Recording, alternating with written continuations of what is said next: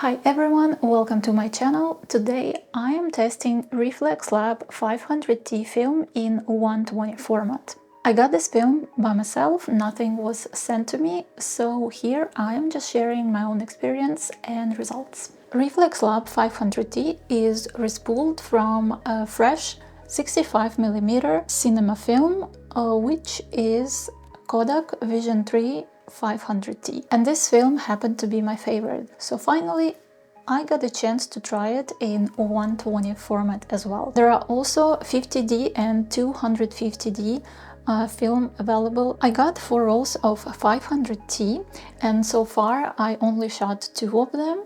One roll cost $8.99, which makes this film the cheapest color film in 120 format available right now.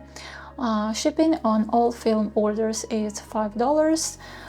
Film is shipped from China and I live in US.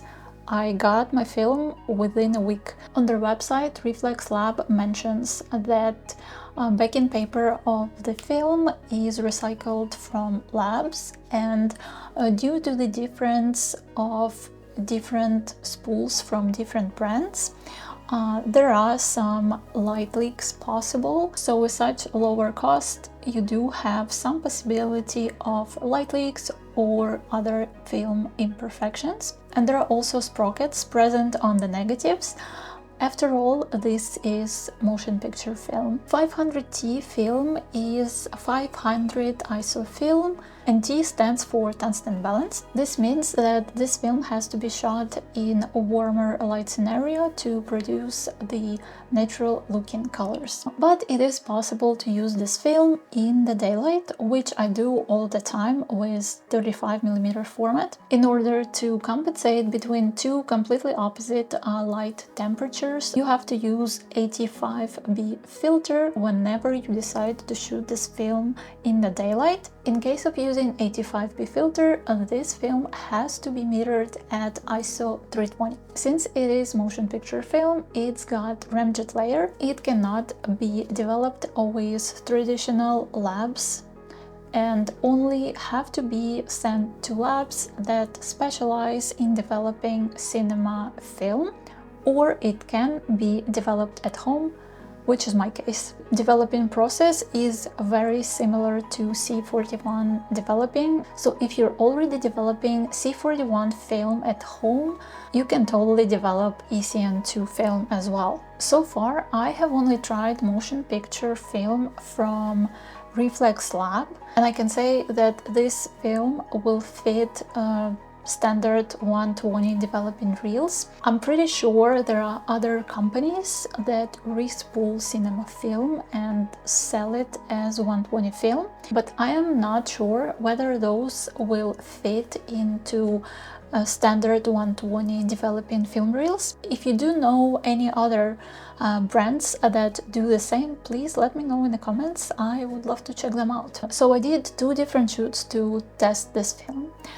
For both of my shoots I've used Hasselblad 500cm, and on the lens I used 85B filter. For the first shoot with Katie, I had a strobe in a big softbox umbrella to create soft and even light. I have metered this film at ISO 200. I really like how these photos turned out. I think skin tones look very flattering and the colors are very nice. This is exact same result I would get in case of using 35mm Vision 3 500T. Seriously, so obsessed how this film renders colors, especially skin tones.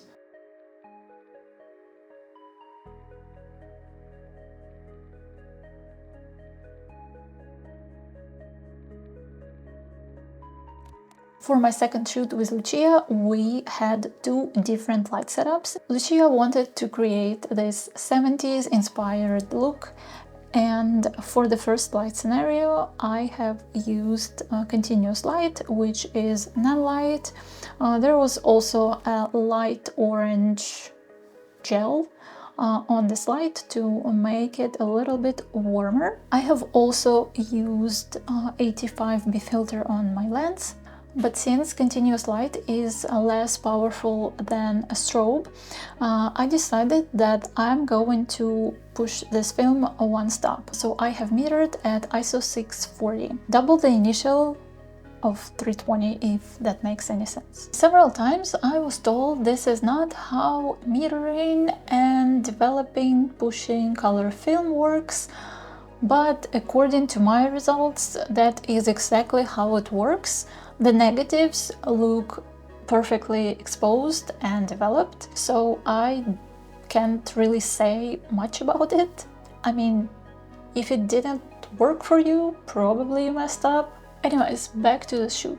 For some photos I have also used this holographic cellophane, and it created this soft, dreamy effect. And for our second light scenario, I have mixed strobe with continuous light. On the floor there are a couple of mylar sheets, and on the nanlight there is a Fresnel lens attachment to create a more focused beam of light that I directed to the floor. So the mylar sheets created reflections on the background, and also I put a teal gel on the Fresnel lens as well. As my main light, I have used a strobe in a snoot with a grid to create a more precise light on the model. Again, this film does not disappoint, the colors look great.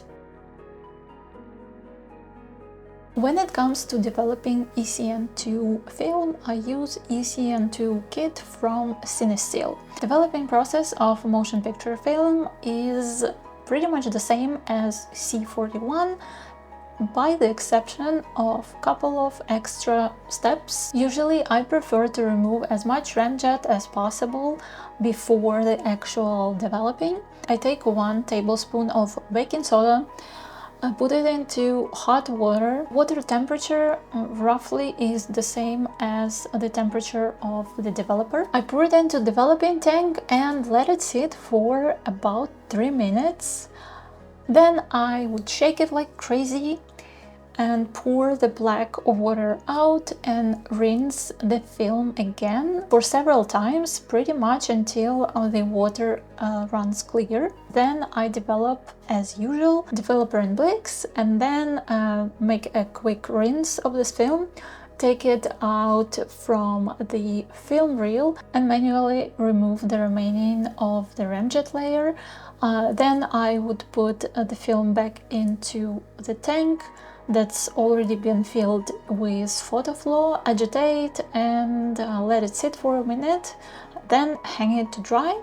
And this is pretty much the whole process of developing ECN2 film. So during the developing, I have managed to scratch a few shots. Unfortunately, I know I have to be a little bit more careful. This film most likely will be one of my go-to color films in 120 format. I know there are some uncertainty with it, like light leaks or some other imperfections, but considering the cost of this film, I think it's a good price for what it is. If you have found this video helpful and would like to see more of what you can do with Vision 3 film, you might want to check out these ones as well. Let me know in the comments if you already tried 500T or any other motion picture film in 120 format and which brands have you tried, and maybe I'm gonna try them as well.